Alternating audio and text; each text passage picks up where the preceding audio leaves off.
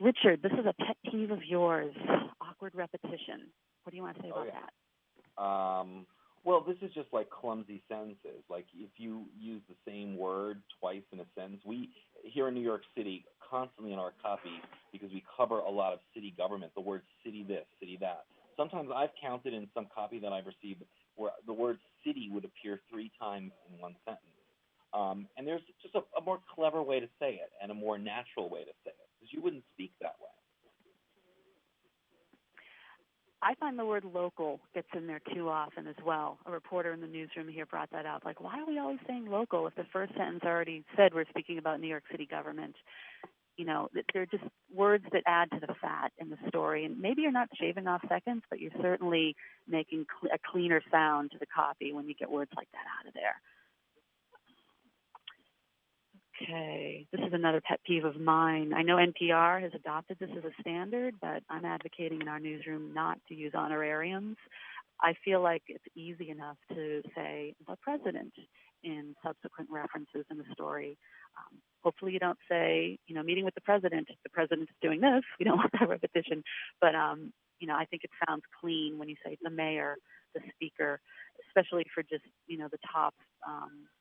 the top dignitary positions. Boy, do I hate quote unquote, and I find it so unnecessary most of the time. Well, that's so. I think it's very Julianne, tempting to use.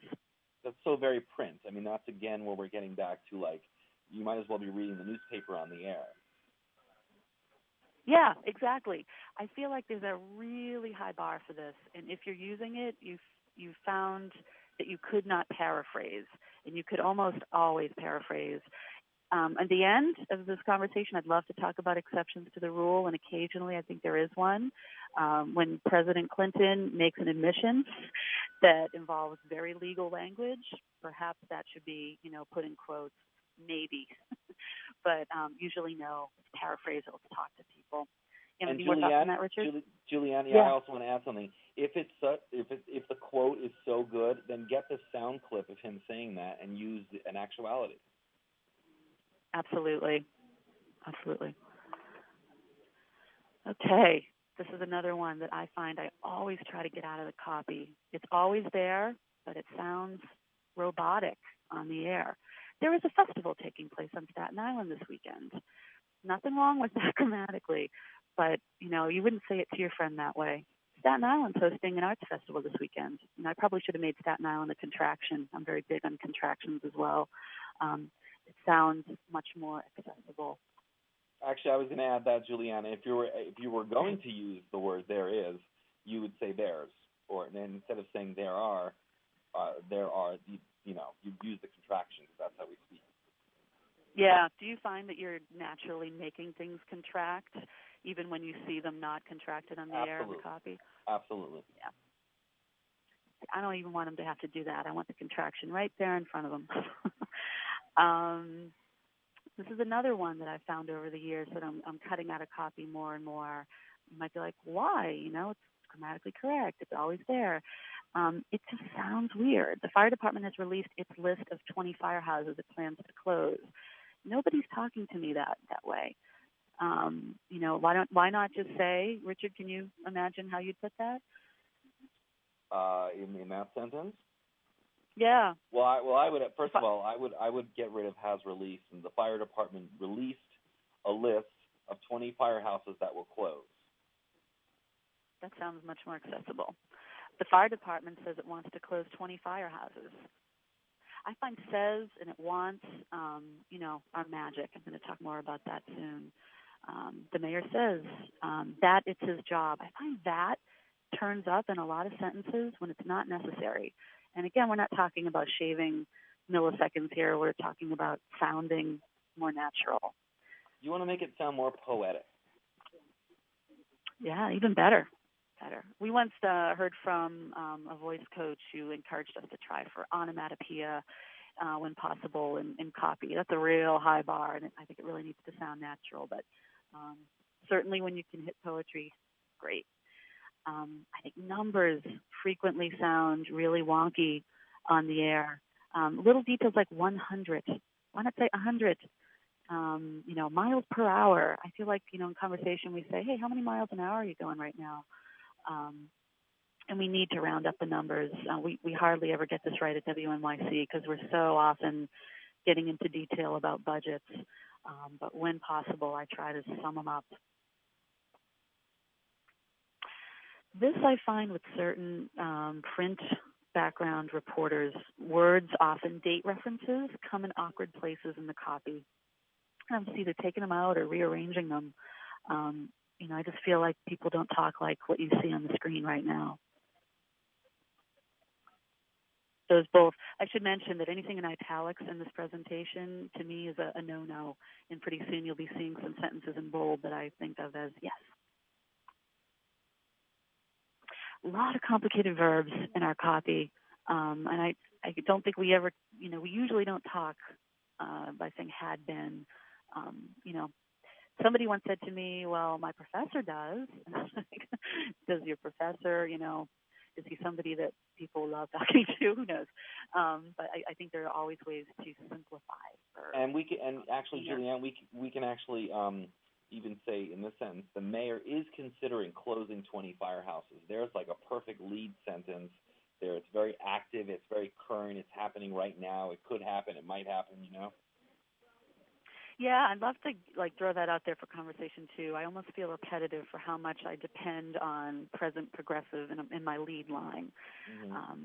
So I get a story initially that says the mayor announced today or at a press conference today. And none of that's as relevant as the bottom line. And the bottom line, that the present, I think of it as what is the truth right now, 24 hours later. Firehouses could be closing, or the mayor wants to close firehouses. The mayor is putting out a list of firehouses that may close. And you hit another big pet peeve of mine at a press conference today, and a lot of our reporters constantly put that in. But you know what? It's obvious. Obviously, and it doesn't really matter whether the mayor said it on a radio show or the mayor said it here. I mean, it's pretty obvious he's at a press conference. Mm-hmm. Yeah, I mean, what we care about is what he said. What does it mean to my life? What's my tax bill going to be? Let's see, this one. What do I know? Yeah, I still see really good writers doing this all the time, especially in obituaries, and it doesn't sound conversational. It's more dependent clauses, and it's like they do it in the second or third sentence, so they slip it in. And it's okay.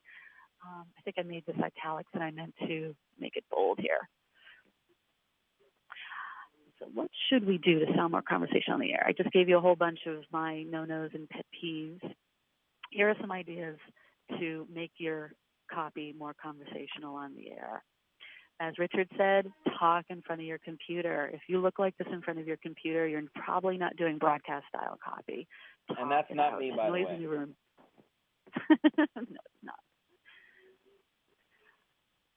I am such a proponent of say. So I feel like it makes us present progressive. It's clean. It's uneditorial. There's no judgment there. And it turns up in the air over and over again. I think a long time ago, maybe in journalism class, somebody told me says is invisible. You can use it over and over again, and it's transparent to the ear, but it makes the copy feel right and sound accessible and conversational. David, I say he's all about conversation on the air. I usually iron out any synonyms for says or what people think are synonyms for says. And these ones with asterisks next to them, those I think are big no-nos because it's an editorial judgment. So it's like we're saying a politician, submitted to my questioning and conceded, my judgment to my judgment. There are times when maybe these apply, but I usually find says works just as well, and it's the information that comes after that's really interesting. Thinks is also kind of proposing that you understand what's in somebody's brain. What they say isn't necessarily what they're thinking. Say says it's what we can verify as journalists. Same thing with beliefs. We really can't verify beliefs. We can verify what somebody spoke. Explains, counters, contends, estimates. There may be times to use these. I seek not to personally. verbs. To me, this is what makes copy sing, when you have really wonderful verbs in there. Again, simple verbs, not the had been, be, being, been. It all just sounds like we're not talking anymore. Simple sentences. The mayor is visiting a senior center today. Here's that announced at a news conference today. That's no good. And it's an opportunity for visuals on the radio, I think, when you can get in some good verbs. Do you have any thoughts on that, Richard? Yeah, no, that's great. It's very active. I was just actually listening to the police officers that were getting the medals pinned on. Were just passing by my apartment, so. I didn't hear it. Okay, good. Somebody, stressed this in a feature writing seminar that we did with PRNDI a few years ago. Melanie Peoples is a big proponent of verbs, and I always remembered that. And she showed a before and after bit of copy, and it was so visual with the verbs. I think we so often think adjectives make things visual and descriptive. It's really the verbs that do it, and it makes us sound casual and great. It's a state of being. It's an actual physical thing. That's what the verb is doing. The mayor pinning the medal on the police officer. You can actually imagine it, and that's what radio is all about. One of the great things, and I'm sure everyone has heard this before and everyone knows this, is that radio is it's such a visual medium, even though you don't see anything, because you're creating your own, idea of what the copy is saying in your head. And think about print for a minute. If you don't understand something, you can go and reread it. Or in television copy, the picture on the screen is telling the story. But here in radio writing, it's like your voice, the way you say the words and the way you write those words, that is what's telling the whole story. And respectively is one reason I hate that word, because it inevitably asks you to think back to a previous sentence, which you just cannot do in radio. A colleague of mine says radio is zen. It's only in the moment. There is no going back to the previous sentence as we can in print. It goes in one ear and out Richard, the other. Yeah. And then you've lost them. You're on to the next sentence and they're not with you. They're that baby again who's easily distracted by, what's for dinner. Richard mentioned debriefs early on, which is a style we've been pushing here at WNYC and that we've been hearing in NPR newscasts more and more, where basically a reporter is talking out a moment of the story. They become the soundbite in the cut copy, basically, where we have, copy, soundbite, and more copy, just like we would from a newsmaker. But the reporter is playing the role of talking out a moment of the story, especially complicated ones that are not easy to write. We do a lot about pension reform and pension scandals here. And it's often so much easier for a reporter to come in and say, this is the biggest deficit the city's ever had. If these pensions are not fixed, then our children's children will be paying these debts. I feel like talking that out resonates more with the listener than writing the press release or rewriting a press release about a pension scandal.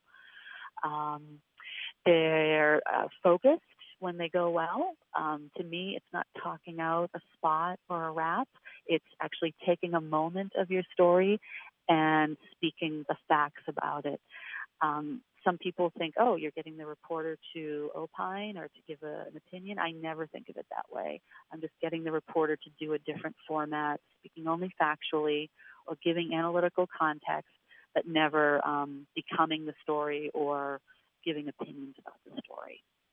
We do this a lot by pulling out of interviews.